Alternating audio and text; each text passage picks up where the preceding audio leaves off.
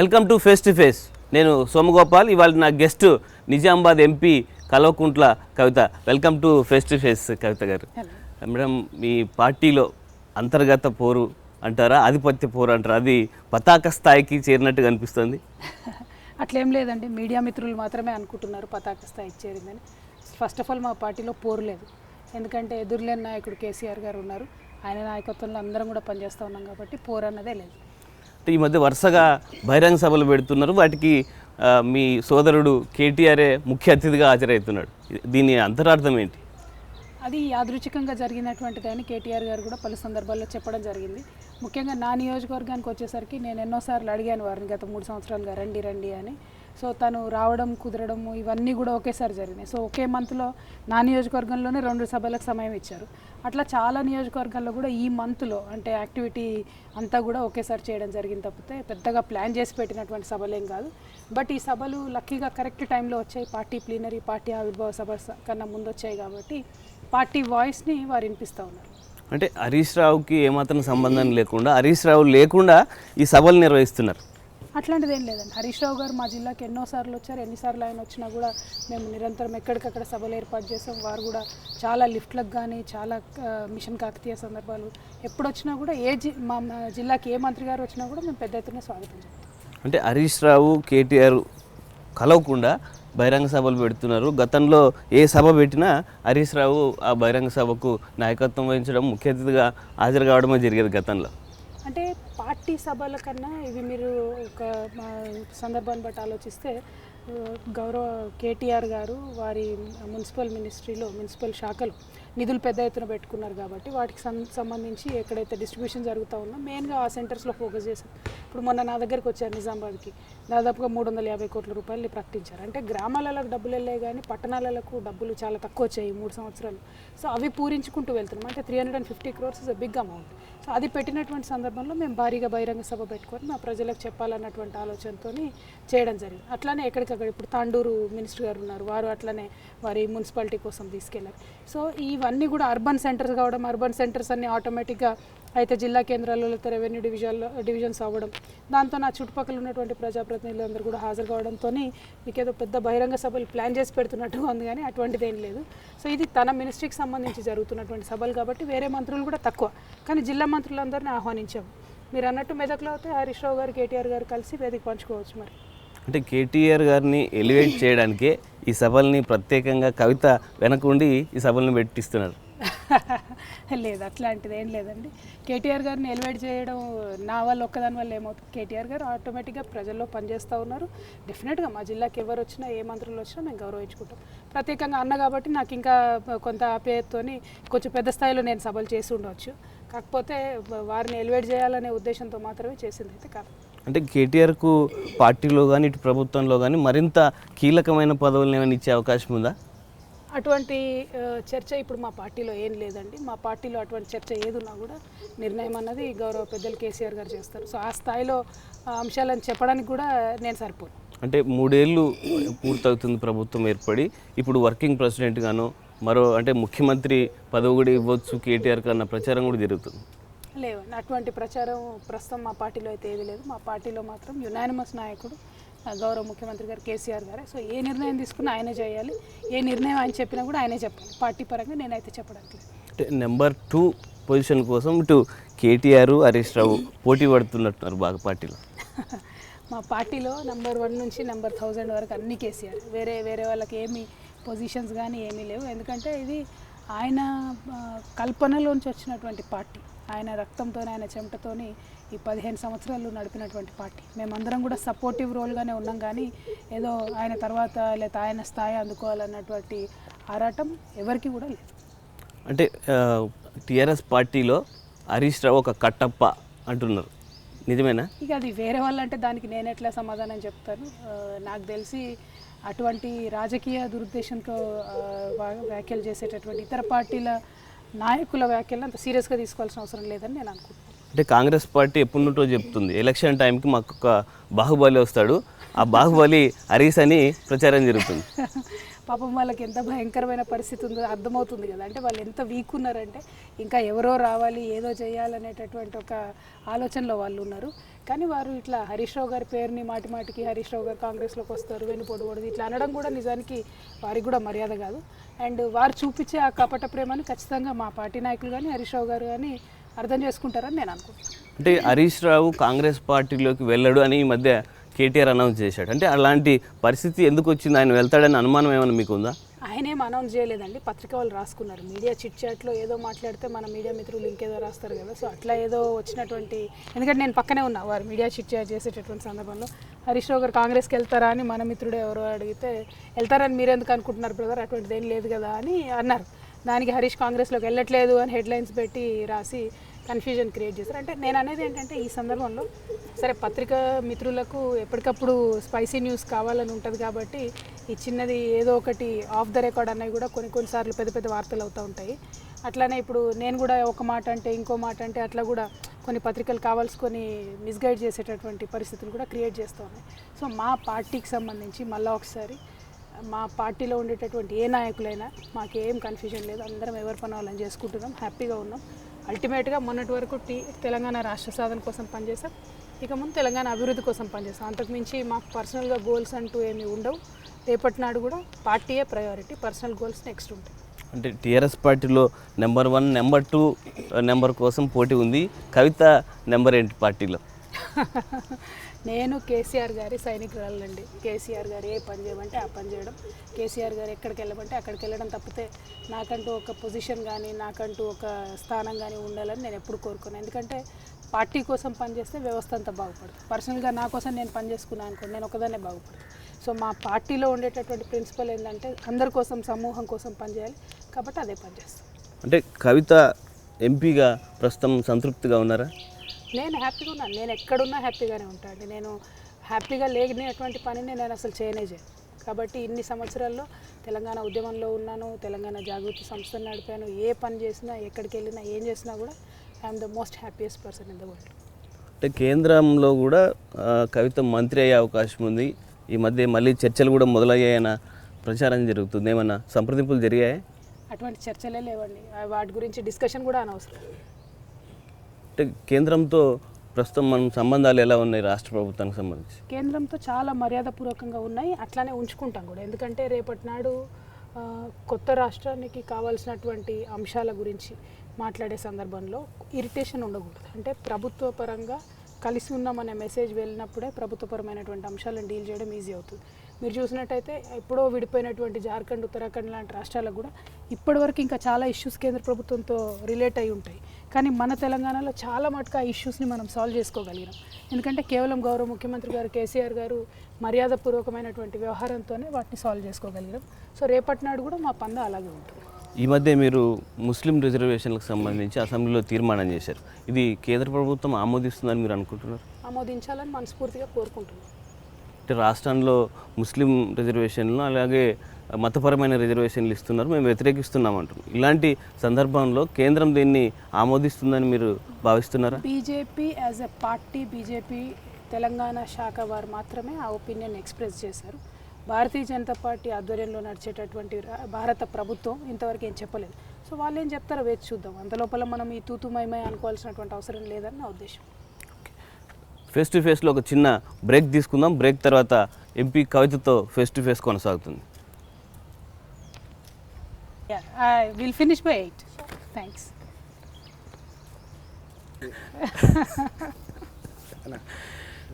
ఫ్రైగా ఉంటేనే నాకు సేఫే, స్పైసీగా ఉంటే మీకు బాగుంటుంది. అంటే మొత్తంగా అది ఒకటి రెండు అన్న ఇంకా జగిత్యాలు ఇవన్నీ కూడా సెకండ్ పార్ట్లో బాగా వస్తుందా? బ్యాక్గ్రౌండ్ మంచిగా.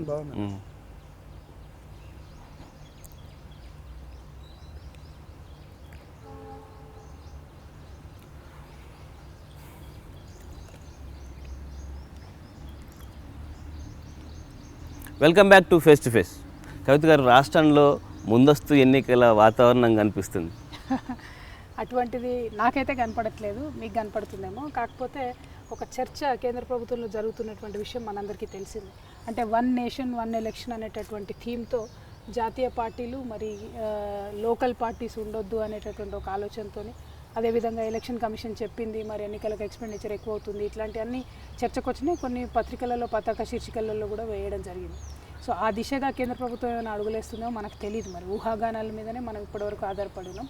కాకపోతే మా పార్టీకి ఉన్నటువంటి స్ట్రెంత్ ఏంటంటే 2019లో వచ్చినా, రేపు పొద్దున్న ఎలక్షన్ వచ్చినా డెఫినెట్గా విజయం టీఆర్ఎస్ పార్టీదే తెలంగాణలో ఉంటుంది. కాబట్టి మేమైతే ఎన్నికలకు ఎప్పుడైనా సిద్ధంగానే ఉంటాం. అంటే KCR already one nation one election కోసం ఆమోదం చెప్పారు అన్న ప్రచారం జరుగుతుంది. మోడీ ఆల్రెడీ సీఎంతో డిస్కస్ చేశారని చెప్తున్నారు. నాకు తెలిసి అటువంటి చర్చలు జరగలేదు. కాకపోతే ఆ స్థాయిలో నేను మాట్లాడేటటువంటి వ్యక్తిని కాదు కాబట్టి ఐ డోంట్ థింక్ అటువంటి చర్చలు ప్రధానమంత్రి గారు మరి ఎక్కడ కూడా చేసినట్టుగా అయితే మాకు తెలియదు. అంటే రాష్ట్రంలో వాతావరణం చూస్తే కొత్త కొత్త స్కీమ్స్ అనౌన్స్ చేస్తున్నారు, ఆకర్షణీయమైన పథకాలని ప్రజల ముందుకు తీసుకొస్తున్నారు. ఎలక్షన్ ఇంకా దూరం ఉండగానే ఇవన్నీ వస్తున్నాయి, అందులో భాగంగానే ఇవన్నీ వస్తున్నాయి అనేది. అయ్యో ఇంకా అయిపోలే, ఇంకా చాలా స్కీమ్స్ ఉన్నాయి, ఇంకా చాలా అనౌన్స్ చేసేవి ఉన్నాయి. ఇంకా చాలామంది చాలా సెక్టర్స్ని కూడా మేము చెప్పినటువంటి అంశాలు ఉద్యమ సమయంలో, ఎందుకంటే ఒకటి కాదు రెండు కాదు కదా, వేల మంది సపోర్ట్ చేశారు, వందలాది ఏమంటారు సెక్షన్స్కి సంబంధించిన ప్రజలు తెలంగాణ ఉద్యమానికి మద్దతుగా ఇచ్చారు. సో వాళ్ళందరికీ వాళ్ళకి కావాల్సినటువంటి పథకాలను, వాళ్ళకు అనువైనటువంటి అంశాలను మేము ప్రతిపాదించాలి, వాటిని చేయాలి, ఇంప్లిమెంట్ కూడా చేయాలి. సో ఆ దిశలో పని నడుస్తుంది తప్పితే ఇదేదో ఎలక్షన్ ఎజెండా కోసం పనిచేస్తున్నది కాదు. గత 3 సంవత్సరాల్లో కూడా జరుగుతూనే ఉన్నది, ఇంకా పెద్ద ఎత్తున జరుగుతాయి. ఎక్కడన్నా కొన్ని మిస్ అయిన అంశాలు ఉంటే 1-2 ఇయర్స్లో వస్తాయి. రైతులకు ఎరువుల్ని ఉచితంగా ఇస్తామనే ఒక మంచి స్కీమ్ని ఈ మధ్య అనౌన్స్ చేశారు. ఈ స్కీమ్ కాంగ్రెస్ పార్టీ కాపీ కొట్టిందని చెప్తుంది. కాంగ్రెస్ పార్టీ దగ్గర స్కీములు కాపీ కొట్టాల్సినంత భావదారిద్ర్యం మా పార్టీలో లేదండి. అది కేసీఆర్ గారి మానసపుత్రిక. కేసీఆర్ గారు రైతును ఎట్లా బలోపేతం చేయాలన్నటువంటి ఉద్దేశంతో ఆలోచించి పెట్టినటువంటి స్కీమ్. మరి ఇక వాళ్ళ లోపల అనుకున్న స్కీములు బయటకు వస్తే మనం అనౌన్స్ చేయాల్సినటువంటి పరిస్థితి అయితే కేసీఆర్ గారికి లేదు. అది నిజంగా కేసీఆర్ గారు చెప్పినట్టు ఒక పెద్ద జోక్. ఒకవేళ ఉత్తమ్ కుమార్ రెడ్డి గారు అట్లా అన్నా కూడా అది ఆయనకే ఇన్సల్టే అనడానికంటే, ఆయన పార్టీలోంచి బయటికి లీక్ అవుతున్నాయంటే అది వారి నాయకత్వం మీదనే రిఫ్లెక్ట్ అవుతుంది. 1, 2 మా నాయకుడు ఏదనుకున్నా కూడా ఆయన చిత్తశుద్ధితో ఆలోచించి ప్రజలకు, ముఖ్యంగా రైతులకు ఎట్లా మేలు చేయాలని ఆలోచించి చెప్పినటువంటి పథకం. అంటే ఈ స్కీమ్ను ఎలా ఇంప్లిమెంట్ చేయబోతున్నారు? దేశవ్యాప్తంగా కూడా దీనిపై మంచి స్పందన లభిస్తుంది. అయితే కౌలు రైతులు లాంటి ఇష్యూస్ ఈ స్కీమ్లో ఉన్నాయి, వాటిని ఎట్లా షార్ట్అవుట్ చేస్తారు? అందుకే కేసీఆర్ గారు నేను రేపు పొద్దున ఎరువులు ఇస్తానని లేదు, నెక్స్ట్ మే నుంచి ఇస్తాను నేనని చెప్పారు. ఈ 1 ఇయర్లో ఎక్కడికక్కడ గ్రామాల్లో రైతులు, వారికి సంబంధించినటువంటి సంఘాలు, ఇంకా మీరు అన్నటువంటి ఇష్యూస్ ఏవైతే ఉంటాయో కౌలు రైతులు కానీ మిగతా ఎంత కమతాలు ఉన్నాయి, ఎట్లా మ్యాప్ చేయాలి, ఇవన్నిటిని కూడా ఆలోచించి చేయడానికి మాకు 1 ఇయర్ దాదాపుగా సమయం దొరికింది. కాబట్టి మా వ్యవసాయ శాఖ మంత్రి గారు ఆల్రెడీ అదే పనిలో ఉన్నారు. మంచిగా డీటెయిల్డ్గా రైతులు ఎవరికి కూడా నష్టం జరగకుండా, అక్రమార్కులకు ఎవరికి కూడా బెనిఫిట్ జరగకుండానే మేము ప్రయత్నం చేస్తాం. అంటే కాంగ్రెస్ పార్టీ కూడా కొత్త స్కీముల్ని తయారు చేస్తుంది. ఎలక్షన్కి 4 విడతల్లో రుణమాఫీ చేసింది టీఆర్ఎస్ పార్టీ. మేము అధికారంలోకి వస్తే ఒకటే విడతలోనే మొత్తం రుణమాఫీ చేసేస్తామని కాంగ్రెస్ పార్టీ ప్రకటించింది. వాళ్ళు వచ్చినప్పుడు కదండి, వచ్చినప్పుడు చూద్దాం లేండి. వాళ్ళు చెప్పడానికి 100 చెప్తారు, అధికారంలోకి వచ్చేది లేదు పెట్టేది లేదు కాబట్టి 100 చెప్తారు. నెత్తి మీద బరువు బాధ్యత ఉన్నోడేమో కొద్దిగా ఆలోచించి ఏమన్నా వాగ్దానాలు చేసేది ఉంటే చేస్తారు. వాళ్ళకేం బరువు లేదు, వచ్చే ఆస్కారం లేదు కాబట్టి ఏదన్నా చెప్తారు. సో కాంగ్రెస్ పార్టీ చెప్పేటటువంటి దాంట్లో నిబద్ధత కానీ, సీరియస్నెస్ కానీ, సిన్సియారిటీ కానీ ఏది లేదు. అది ప్రజలకు కూడా తెలుసు కాబట్టి ప్రజలు వారిని నమ్మరు. నిరుద్యోగులకు వృత్తి కూడా ఇస్తాం, ఎలక్షన్ మేనిఫెస్టోలో ఇదే మా ప్రధాన ఎజెండా అని కాంగ్రెస్ పార్టీ చెప్తుంది. అంటే వాళ్ళ కోసం వాళ్ళు సేఫ్టీ నెట్ క్రియేట్ చేసుకుంటున్నారు. ఈ ఎలక్షన్ అయిపోయాక ఎట్లా వాళ్ళకు ఉద్యోగాలు ఉండవు కాబట్టి వృత్తి ఇవ్వాలని. సో మన కేటీఆర్ గారు చెప్పినట్టు ఎలక్షన్ అయిపోయాక ఎట్లా టీఆర్ఎస్ పార్టీ గెలుస్తుంది, అప్పుడు మేము కాంగ్రెస్ వాళ్ళకు వృత్తి ఇచ్చేటటువంటి పరిస్థితి వస్తుంది. అంటే ఇవి ప్రామిస్లు, అన్రీజనబుల్ ప్రామిస్, అది చేయలేనటువంటి ప్రామిస్. దాన్ని మాత్రం చెప్పేసి ఏదో ఇప్పుడున్నటువంటి ప్రభుత్వాన్ని ఇరకాటంలో పెట్టాలని ఒక ప్రయత్నం జరుగుతుంది తప్పితే మామూలు కాదు. ఎందుకంటే కేసీఆర్ గారు కూడా ఉద్యోగాల గురించి ఎప్పుడు చర్చ వచ్చినా కూడా మనకు గవర్నమెంట్ ఉద్యోగాలు మనం దాదాపుగా 1,00,000 ఉన్నాయి, అవన్నీ క్రియేట్ చేసుకుంటామని చెప్పడం జరిగింది. వాటి గురించి వేల సంఖ్యలో ఆల్రెడీ నోటిఫికేషన్స్ ఇవ్వడం జరిగింది. ఇక ఆ తర్వాత నెక్స్ట్ లేయర్లో జరగాల్సినటువంటి పనులు ఏంటంటే ప్రైవేట్ రంగంలో ఉద్యోగాలు పెంచడం. దానికోసం టీఎస్ఐ పాస్ లాంటి పాలసీలు తెచ్చాం, పనిచేస్తాను. సో కేవలం ఆ నిరుద్యోగ అన్నటువంటి పదాన్ని పట్టుకొని ఏదో ప్రభుత్వాన్ని బ్లాక్మెయిల్ చేయొచ్చు, ప్రజలు మభ్యపెట్టవచ్చు అని కాంగ్రెస్ పార్టీ అనుకుంటే అది అయ్యే పని కాదు. అంటే నీళ్లు, నిధులు, నియామకాలు, ఈ 3 అంశాల మీదే తెలంగాణ ఉద్యమం జరిగింది. నీళ్లు, నిధుల కోసం కొంత ప్రయత్నం జరిగినా కొత్తగా ఉద్యోగాలు, నిరుద్యోగులు, గవర్నమెంట్ ఉద్యోగాలు పెద్దగా ఇవ్వలేదన్నది ప్రధానంగా గవర్నమెంట్ మీద విమర్శ ఉంది. అది తప్పండి. ఎందుకంటే నీళ్లు, నిధులు కొంతమేరకు కాదు, చాలా పెద్ద ఎత్తున ప్రయత్నం జరిగింది మన దగ్గర. ఎన్నడూ కనివిని ఎరగనటువంటి బడ్జెట్ను కూడా ఇరిగేషన్ కోసం మనం పెట్టుకోవడం జరిగింది. నిధులు మీకు తెలుసు, తెలంగాణలోనే తెలంగాణ నిధులు ఖర్చు అవుతున్నాయి. ఇవాళ 100 కోట్లు నిధులు జిల్లాలకు వెళ్తున్నాయంటే మామూలు విషయం కాదు. చాలా పెద్ద ఎత్తున ప్రతి జిల్లాలో కూడా అభివృద్ధి జరుగుతుంది. మూడవది నియామకాలు, దాదాపుగా 30,000 ఉద్యోగాలు ఇప్పటికే చేసాము. ఇంకొక 7,000 మోడల్ స్కూల్ టీచర్స్ అంటే దాదాపు 40,000కి నెమ్మదిగా టచ్ అవుతున్నాయి. ఏది ప్రభుత్వ ఉద్యోగాలు. మనం ఎప్పుడు కూడా పక్క రాష్ట్రాల్లో చెప్పినటువంటి స్కీమ్లన్నీ తీసుకొచ్చి మా ప్రభుత్వానికి అతికిస్తూ ఉన్నారు. కానీ మనం ఎప్పుడైనా చెప్పింది ఏంటి అని అంటే 1,00,000 ఉద్యోగాలు మేము ఇవ్వగలుగుతామని చెప్పాము. వాటి దిశగా మేము ఒకటి తర్వాత ఒకటి నోటిఫికేషన్ ఇస్తూ వెళ్తూ ఉన్నాం. ఎందుకంటే ఒక క్రమ పద్ధతిలో జరగాలి. వాటితో పాటు ఇప్పుడు ఈ 40,000 కొత్త ఉద్యోగాలతో పాటు వేల సంఖ్యలో మేము కాంట్రాక్ట్ ఉద్యోగస్తులను క్రమబద్ధీకరణ చేసినాం. ఆ విషయం ఎవరు మాట్లాడతలేరు. ఆయా రంగాలకు సంబంధించి ఎలక్ట్రిసిటీ ఎంప్లాయీస్ ఉన్నారనుకోండి, 23,000 మందిని కాంగ్రెస్ పార్టీలు, తెలుగుదేశం పార్టీలు అడ్డగోలుగా రిక్రూట్ చేసినటువంటి ఎటు వాళ్ళకు కన్ఫ్యూజన్లో పెట్టినటువంటి వాళ్ళ సెగ్మెంట్స్ అన్నింటినీ చేసినాం. హోమ్ గార్డ్స్ ధర్నా చేసినటువంటి సందర్భం 1,000 మంది ఉన్నారు. వాళ్ళందరినీ రెగ్యులరైజ్ చేసి వాళ్ళ పోలీస్ ఫోర్స్లోకి తీసుకుంటున్నటువంటి సందర్భం, అంటే ఆయా రూల్స్ అన్ని ఫ్రేమ్ అవుతూ ఉన్నాయి. సో ఇవన్నిటిని కూడా ప్రజలు, ఉద్యోగస్తులు గమనిస్తున్నారు. సో కాంగ్రెస్ పార్టీ నాయకులు గొంతు చించుకొని అర్చిన ఇవాళ తెలంగాణ యువకులు కానీ, తెలంగాణ ప్రజలు కానీ, తెలంగాణ ఉద్యోగస్తులు కానీ నమ్మే పరిస్థితి లేదు. అంటే డిఎస్సి లాంటి నోటిఫికేషన్ లేకపోవడం వల్ల నిరుద్యోగుల్లో ప్రభుత్వం మీద అసంతృప్తి ఉంది. అంటే ప్రధానంగా ఒక్కటండి, విద్యా వ్యవస్థలో ఉండేటటువంటి ఆ రిక్రూట్మెంట్ వ్యవస్థలో ఉండేటటువంటి కొన్ని లోపాలను మాత్రం మా ప్రభుత్వము, టీఎస్పీఎస్సీ కానీ వీళ్ళందరూ కూడా చాలా డీటెయిల్గా ఆలోచన చేస్తూ ఉన్నారు. గంటా చక్రపాణి గారి ఆధ్వర్యంలో అవన్నీ కూడా ఆలోచనలు జరుగుతూ ఉన్నాయి. ఎవరికీ నష్టం జరగకుండా రూల్ ఆఫ్ రిజర్వేషన్ పాటిస్తూ ముందుకెళ్లాలన్నదే మా యొక్క ఆలోచన. అంటే దాదాపు 2 దశాబ్దాల తర్వాత సింగరేణిలో వారసత్వ ఉద్యోగాలు ఇవ్వాలని మీ గవర్నమెంట్ డిసైడ్ చేసింది. కానీ అది లీగల్గా చాలా ఇబ్బందులు ఎదుర్కొంటుంది. హైకోర్టులో కొట్టేశారు. తాజాగా సుప్రీంకోర్టులో కూడా ఆ తీర్పు వచ్చింది. దీన్ని ఏ విధంగా మీరు ఉద్యోగాలు ఇవ్వబోతున్నారు వాళ్ళు? ఒక్కటండి, అంటే ఇప్పుడు సింగరేణిలో ఉద్యోగాలు ఇవ్వాలి అని ఒక మంచి ఉద్దేశంతో ప్రభుత్వం ముందుకెళ్తే అసలు కేసులు వేసింది ఎవరని? కాంగ్రెస్ పార్టీకి సంబంధించిన వాళ్ళు, కొంతమంది జేఏసీ నాయకులు కలిసి కేసు వేసినారు. ఆ కేసు వేయడం ద్వారా ఇవాళ 60,000 మంది సింగరేణి కార్మికుల ఇళ్లలో నిజంగా వాళ్ళ నోట్లలో మట్టి కొట్టినటువంటి పరిస్థితి. ఖచ్చితంగా ఆ కేసు వేసినటువంటి వాళ్ళు మాత్రం ఆ 60,000 మంది కార్మికుల ఉసురు తగలకుండా మానదన్నది ఫస్ట్ విషయం నేను చెప్పదలుచు. రెండో విషయం ఏంటంటే లీగల్ ఫ్రేమ్వర్క్లో ఇరికించి తెలంగాణలో ఏ సెక్షన్కి లాభం అవుతుందో అది ఆపాలనేటటువంటి ప్రయత్నం సింగరేణిలోనే కాదు, నీటి ప్రాజెక్టుల దగ్గర జరుగుతున్నది, ప్రతి నియామకాల దగ్గర జరుగుతున్నది. ఏ చిన్న అంశం వేసినా ఆఖరికి పార్లమెంట్ సెక్రటరీలు వేసుకుంటే కూడా దాని మీద కూడా జరుగుతున్నటువంటి సందర్భాన్ని మీరు చూస్తున్నారు. అంటే ఉమ్మడి హైకోర్టును ఒక పక్క పెట్టుకొని ఆ హైకోర్టు ఇచ్చేటటువంటి తీర్పుల ఆధారంగా సుప్రీంకోర్టులో తెచ్చుకుంటూ ఇదంతా ఒక కుట్ర జరుగుతూ ఉంది. సో మేము మొదటి నుంచి టీఆర్ఎస్ పార్టీ చెప్తూ వస్తున్నది ఏంటంటే మన కోర్టు మనకు ఉండాలి, మన పరిస్థితులను అర్థం చేసుకొని చెప్పేటటువంటి వాళ్ళు ఉండాలి అని అన్నాం. సింగరేణి అనేది ఒక ప్రత్యేకమైనటువంటి పరిస్థితి. సో ఆ పరిస్థితిని గమనించే వారసత్వ ఉద్యోగాలు అన్నది పెట్టడం జరిగింది. అటువంటిది వాస్తవానికి భారతదేశంలో ఎక్కడా లేదు. కానీ దాన్ని ఇప్పుడు మేము ఆలోచించేది ఏంటంటే లీగల్గా, టెక్నికల్గా కేసీఆర్ గారు ఆలోచన చేస్తూ ఉన్నారు. ఎట్లా మనం చెప్పినటువంటి వాగ్దానాన్ని పూర్తి చేయాలని చూస్తున్నారు. కానీ ఏ పని మంచిగా చేసినా కూడా అడ్డుపడేటటువంటి ప్రతిపక్షాలను కూడా ప్రజలు గమనిస్తూ ఉన్నారు. అంటే వాళ్ళకు ఉద్యోగాలు వస్తాయన్న నమ్మకం ఉందా మీకు? సుప్రీంకోర్టులో మళ్ళీ అప్పీల్ చేస్తున్నారా? మనము దానికి సంబంధించి టోటల్గా ఎగ్జామిన్ చేస్తున్నాం ఎట్లా చేయాలని. ఎందుకంటే నిన్న కాక మొన్ననే కోర్టు తీర్పు వచ్చింది. ఈ టైంలో నేను కమెంట్ చేయడం బాగుండదు.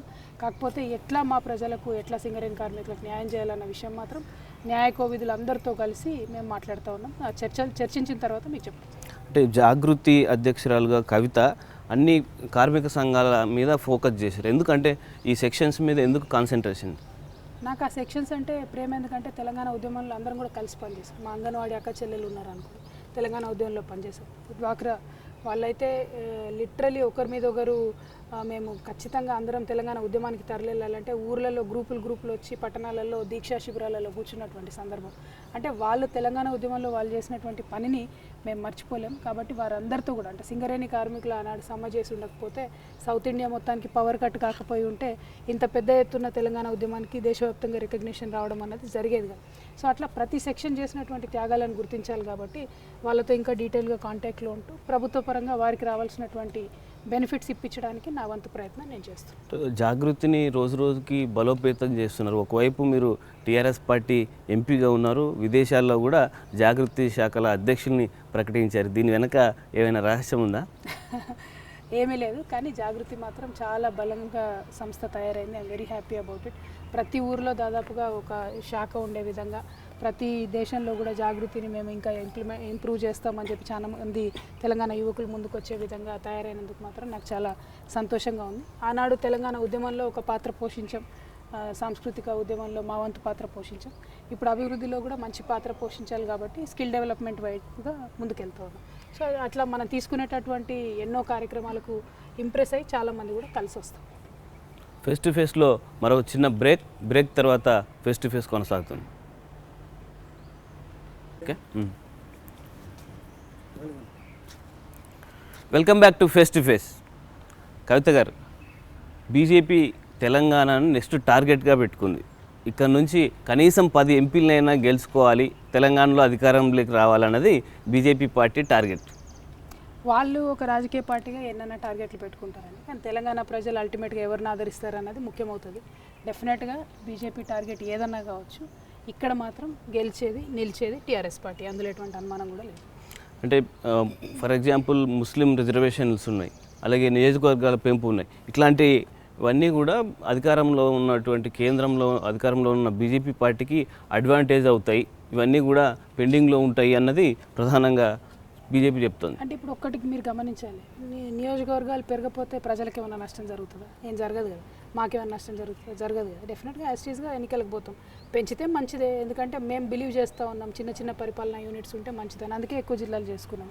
పెంచితే మంచిదే, పెంచకపోతే మాకేదో అయ్యో రేపు తెల్లారికి ఏదో అయిపోతుంది అన్నట్టు ఏం లేదు కదా. అది భారతీయ జనతా పార్టీ ఇష్టం, ఎందుకంటే అది చట్టంలో ఉంది, చేస్తే బాగుంటుంది. ఒకటి. 2, ముస్లిం రిజర్వేషన్ సంబంధించి మనం అబండెంట్గా క్లారిటీ ఇవ్వడం జరిగింది. మనం ఆల్రెడీ ఉన్నటువంటి రిజర్వేషన్నే పెంచుతున్నాం.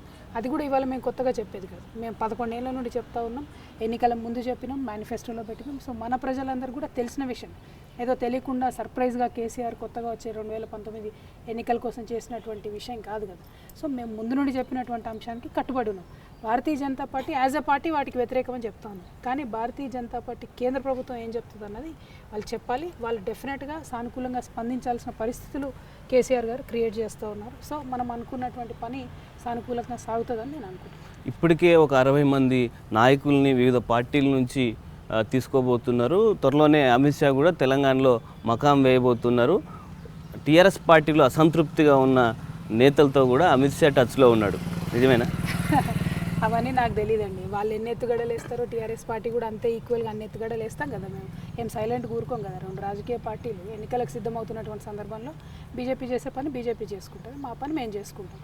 సో వాళ్ళేదో టీఆర్ఎస్లోంచి పెద్ద ఎత్తున నాయకులను తీసుకుంటాము అని ఆశలలో ఉంటే అది భ్రమే అవుతుందని నేను అనుకుంటున్నాను. అంటే టీఆర్ఎస్ పార్టీకి నెక్స్ట్ ఎలక్షన్లో కాంగ్రెస్ ప్రత్యామ్నాయమా, బీజేపీ?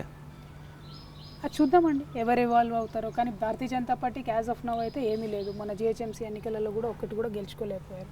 కాంగ్రెస్ పార్టీ ఇప్పుడు ఉండేటటువంటి ప్రతిపక్ష హోదా నిలబెట్టుకుంటుందో లేదో అన్నది చూడాల్సినటువంటి అంశం ఉన్నది. మిగతా టీడీపీ పార్టీ కానీ సిపిఐ సిపిఎం కానీ పెద్ద చెప్పుకోదగ్గ స్థాయిలో అయితే ఈ రాష్ట్రంలో లేవు. కాబట్టి అల్టిమేట్గా టీఆర్ఎస్ పార్టీయే బలమైనటువంటి రాజకీయ శక్తిగా ఈ రాష్ట్రంలో ఎదుగుతుంది. ఎదగడం కోసం మేము ప్రయత్నం చేస్తున్నాం. సో ఇతర పార్టీల పరిస్థితి ఏంటి అవుతుంది అని ఆలోచించే కన్నా ముందు మేమేం చేయాలన్నది మేము ఎక్కువ ఫోకస్ చేస్తాం. అంటే ముస్లింలకు రిజర్వేషన్లు ఇస్తామని తీర్మానం చేయడం బీజేపీ పార్టీకి రాష్ట్రంలో అడ్వాంటేజ్ అవుతుంది? లేదండి, ఎందుకంటే తెలంగాణ రాష్ట్రంలో అటువంటి పరిస్థితులు లేవు.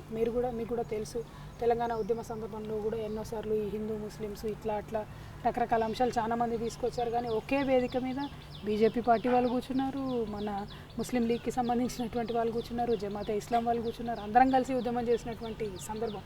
సో ఆ సోషల్ ఫ్యాబ్రిక్, సామాజిక కలయిక అన్నది తెలంగాణ రాష్ట్రంలో 100 సంవత్సరాల నుంచి ఉన్నది. సో దాన్ని అంత ఈజీగా ఎవరు కూడా డిస్టర్బ్ చేయలేరు అని నేను అనుకుంటున్నాను. టీఆర్ఎస్ క్యాబినెట్లో తెలంగాణ తొలి ప్రభుత్వంలో మహిళ లేకుండా ఇన్ని రోజులు నడుస్తుంది. ఎవరు ఎన్ని విమర్శలు చేసినా దీన్ని మాత్రం సీఎం పట్టించుకోలేదని కాదు. అంటే ఇప్పుడు క్యాబినెట్ విస్తరణ జరిగినప్పుడు డెఫినెట్గా అన్ని సెక్షన్స్కి ప్రాధాన్యత కల్పించే ప్రయత్నం చేస్తారు. విస్తరణే జరగనప్పుడు ఒకవేళ మిస్టేక్ జరిగింది, డెఫినెట్గా మహిళల్ని ఇంక్లూడ్ చేసుకోకపోవడం అన్నది ఖచ్చితంగా ఒక లోపంగా అందరం కూడా అనుకున్నాం. నేను కూడా చాలాసార్లు బయటికి చెప్పడం జరిగింది. కానీ సవరించుకోవడానికి కూడా అవకాశం రాలేదు కదా మాకు. సెకండ్ టైం క్యాబినెట్ విస్తరణ జరిగినప్పుడు అవకాశం ఉండాలని నేను మనస్ఫూర్తి కోరుకుంటున్నాను. ఈ ఇష్యూ ఎప్పుడైనా మీరు ముఖ్యమంత్రి గారితో చర్చించారా? లేదండి, నాకు అంత స్థాయి లేదు. డెఫినెట్గా నేను వారికి ఏమైనా కంప్లైంట్స్ ఉంటే గ్రీవెన్స్ లాగా చెప్పడమే తప్పితే మీరు తీసుకోవాల్సిందే చేయాల్సిందే అంటే వారికి ఉండే రాజకీయ పరిజ్ఞానం ముందు నేను ఫస్ట్ టర్మ్ ఎంపీని 2-3 ఏళ్ళు కూడా కాలేదు, పెద్దగా నాకు తెలియదు.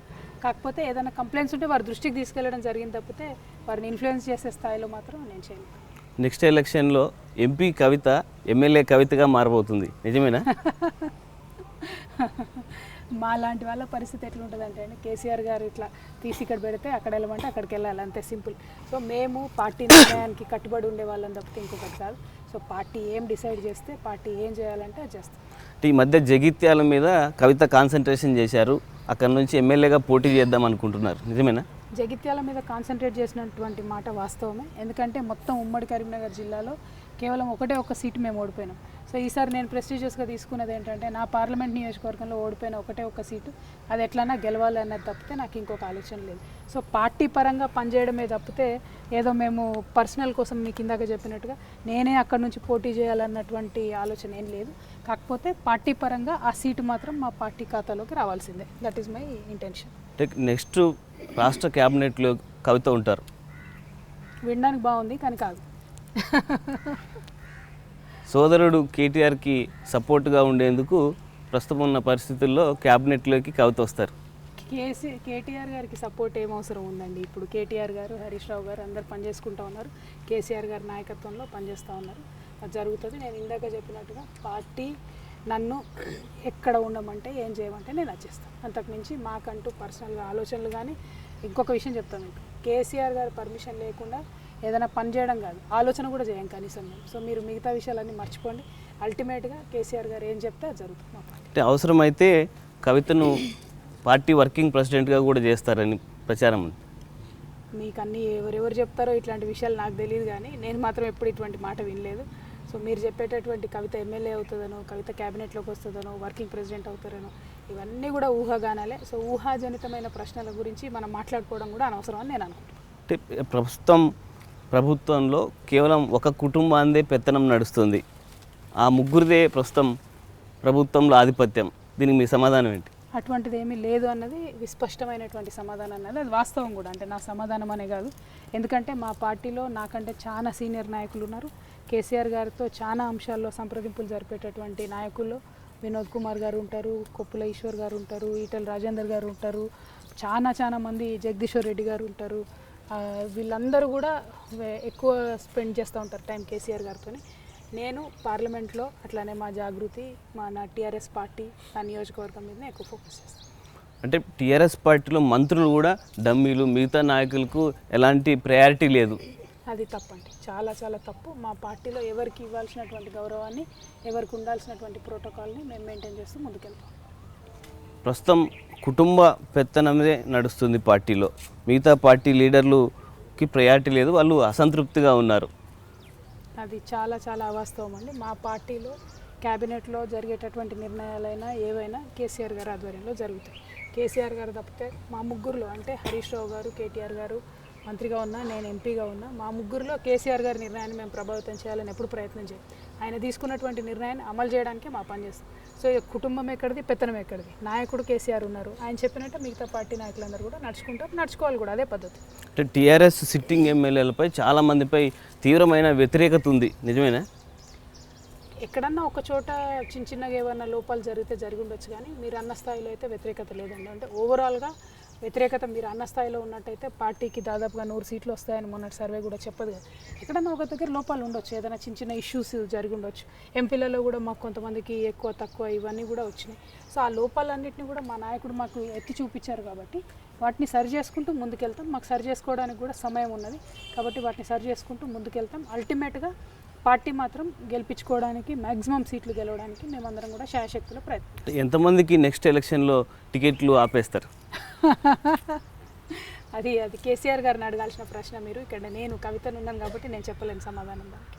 అంటే సీట్లు ఇప్పించడంలో కవిత కూడా కీలక పాత్ర లేదండి, అటువంటిది ఏమి ఉండదు. ఎవరన్నా వస్తే మన దగ్గరికి ఏదైనా రిక్వెస్ట్ చేస్తే ఆ రిక్వెస్ట్ని కేసీఆర్ గారికి ఫార్వర్డ్ చేయడానికి సంబంధించి తప్పించి మాకు ఇంకా పెద్దగా రోల్ అయితే ఏముండదు. అంటే అన్ని రాజకీయ పార్టీల నుంచి టీఆర్ఎస్ పార్టీలోకి లీడర్లు చాలామంది వచ్చారు.